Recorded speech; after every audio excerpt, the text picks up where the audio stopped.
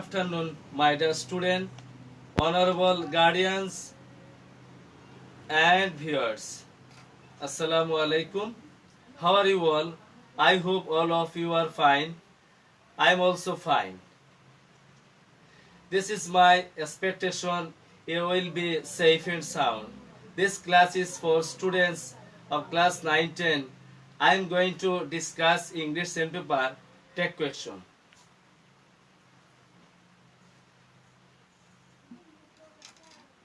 My dear student, look at the blackboard.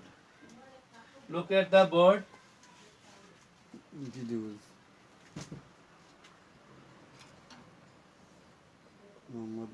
Rina is dancing.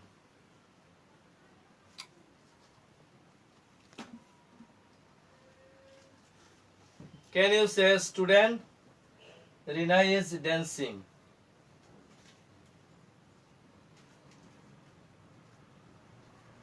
Which are the sentences?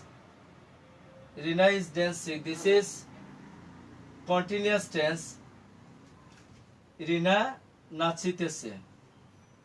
Dear student, তোমরা লক্ষ্য করো যে এখানে একটি সেন্টেন্স দেওয়া আছে. সেন্টেন্সটি হচ্ছে গিয়ে রিনা ইজ ড্যান্সিং. তাহলে আমাদেরকে প্রথমে চিন্তা করতে হবে এখানে রিনা কি. এটা হচ্ছে গিয়ে সাবজেক্ট, ইজ হচ্ছে গিয়ে ভার্ব, আর ড্যান্সিং হচ্ছে গিয়ে মূল ভার্বের সাথে আইএনজি যুক্ত হয়েছে. তাহলে আমাদের আজকে আলোচনার বিষয় হচ্ছে গিয়ে টেক কোয়েশন. তোমাদের জানা আছে যে টেক কোয়েশন হচ্ছে লেজুর প্রশ্ন. যখন আমরা কথাবার্তা বলি তখন আমরা কথার শেষে প্রশ্ন জুড়ে দিই, সেটা হচ্ছে গিয়ে টেক কোয়েশন. তাহলে আজকে টপিকটা হচ্ছে গিয়ে টু. কারণ হচ্ছে গিয়ে আগের ক্লাসে আমি টেক কোয়েশনের উপরে আমি প্রাথমিক আলোচনা করেছিলাম. আজকে হচ্ছে টেক কোয়েশনের উপরে দ্বিতীয় ক্লাস. এখন এই দ্বিতীয় ক্লাসে আমি তোমাদের সামনে যে বিষয়টি নিয়ে আলোচনা করবো সেটা হচ্ছে গিয়ে কয়েকটি বিষয় রুল নিয়ে আমি আলোচনা করব. সেটা হচ্ছে গিয়ে রিনা ইজ ড্যান্সিং. তাহলে রিনা হচ্ছে গিয়ে সাবজেক্ট, ইজ হচ্ছে গিয়ে ভার্ব, আর ড্যান্সিং অর্থাৎ মূল ভার্বের সাথে আইএনজি. এটা হচ্ছে গিয়ে পজিটিভ অর্থাৎ অ্যাফার্মেটিভ সেন্টেন্স. যদি স্টেটমেন্টটি যদি অ্যাফার্মেটিভ হয় তাহলে অবশ্যই আমাদেরকে টেক কোয়েশন করতে হবে নেগেটিভ. অর্থাৎ তাহলে রিনা হচ্ছে গিয়ে পুরুষ না মহিলা, অর্থাৎ হচ্ছে গিয়ে ম্যাসকুলিন জেন্ডার না ফেমিনিন জেন্ডার. যদি ম্যাসকুলিন জেন্ডার হয় তাহলে এখানে বসবে প্রোনাউন, অর্থাৎ নাউনের কি হবে, প্রোনাউন হবে, সেটা হবে গিয়ে হি. আর যদি এখানে ফেমিনিন জেন্ডার হয় তাহলে হবে শি. তাহলে আমরা এখানে লিখতে পারি অর্থাৎ প্রদত্ত সেন্টেন্স, তারপর হচ্ছে কমা, তারপর হচ্ছে গিয়ে ভার, তারপরে হচ্ছে গিয়ে আমরা রিনার পরিবর্তে কি বসাবো, শি. অর্থাৎ যদি স্টেটমেন্টটি যদি অ্যাফার্মেটিভ হয় তাহলে আমাদেরকে কি করতে হবে, টেক কোয়েশনটি নেগেটিভ করতে হবে. আর যদি স্টেটমেন্টটি যদি নেগেটিভ হয় তাহলে অবশ্যই টেক কোয়েশনটি কি করতে হবে, পজিটিভ হবে আর কি. তাহলে একটা উদাহরণ দেই তোমাদের. Baman can't drive.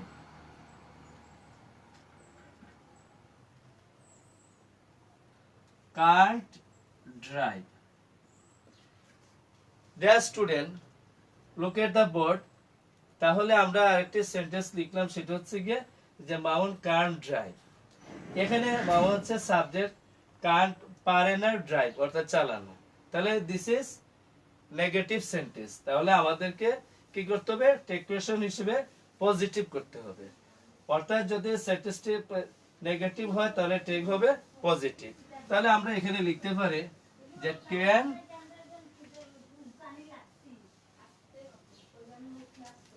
মামুন.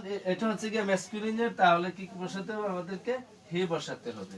অর্থাৎ এই বাক্যটি হচ্ছে গিয়ে নেগেটিভ, তাহলে টেক হিসেবে কি হবে, পজিটিভ. এখন আমি প্রথমত তাহলে আমাদের এই প্রথম আলোচনা শেষ হলো. এখন আমরা রুল 2 নিয়ে আলোচনা করি. যেমন একটা বাক্যে যদি লেটস থাকে যেমন লেটস থাকে তাহলে কি বসবে? Shall shall we. অর্থাৎ টেক কোয়েশন করার সময় স্টেটমেন্টটি প্রথমে শুরুতে যদি লেটস থাকে তাহলে আমাদেরকে কি করতে হবে?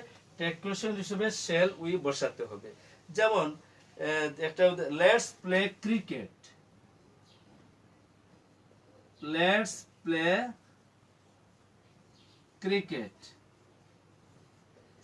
তাহলে এখানে তোমরা দেখতে পাচ্ছ যে বাইকে সেন্টেন্সের শুরুতে লেটস দেওয়া আছে, তাহলে আমাদেরকে কি করতে হবে? এই কোনো চিন্তা ভাবনা না করে সরাসরি শ্যাল উই বসালেই চলবে, শ্যাল উই। তারপরে যে কাজটি করতে হবে, যেমন রুল হচ্ছে গিয়ে 3 নম্বর নিয়মের ক্ষেত্রে আমরা যেটা এখন জানবো সেটা হচ্ছে আই এম যদি থাকে টেক কোয়েশন করার সময়, যদি স্টেটমেন্টের বাক্যটি যদি শুরুতে আই এম থাকে তাহলে অবশ্যই আন্ট আই লিখতে হবে, আন্ট আই।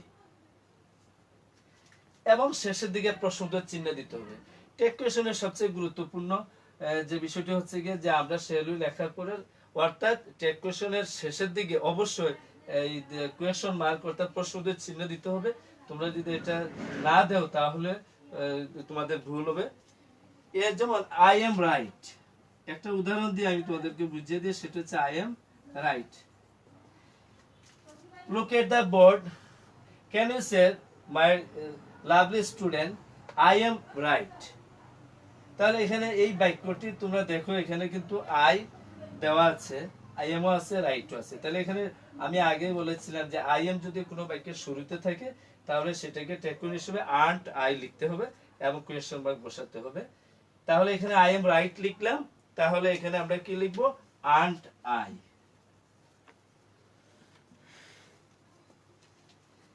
তাহলে আমরা আজকে 3টি নিয়ম জানলাম। পরবর্তীতে আমরা যে নিয়মটি তোমাদের সামনে উপস্থাপন করব সেটা হচ্ছে গিয়ে, Dear student, take your book and khata and pen. This class is most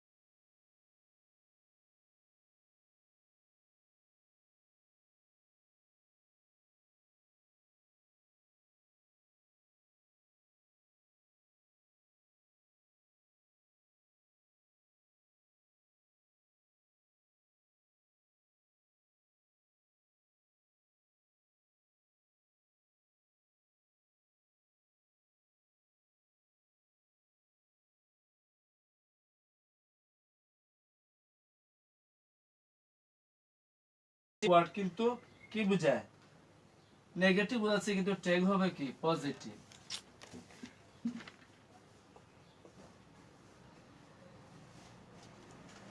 আচ্ছা, যেমন আমরা একটা উদাহরণ দিই, nothing was taken away. Nothing was taken away. Dear student, look at the sentence. এই বাক্যের মধ্যে কিন্তু নাথিং ওয়াজ টেকেন এওয়ে, এখানে কিন্তু নাথিং শব্দটা চলে আসছে। অর্থাৎ যদি আমরা এখানে নাথিং অর্থাৎ নাইদার, নো, নান, তারপর নাথিং, নো ওয়ান, নোবডি এগুলো থাকে, তাহলে টেক কোয়েশ্চন হবে, পজিটিভ টেক হবে। আর নাথিং ওয়াজ টেকেন এওয়ে, তাহলে এখানে কমার পরে হচ্ছে গিয়ে ওয়াজ, তারপরে যেহেতু এই বাক্যটি নেগেটিভ, সেই হিসেবে টেক হবে পজিটিভ, আর নাথিং এর পরিবর্তে সাবজেক্ট হিসেবে ইট বসবে। তারপরে no sugar is found here. No sugar is found here,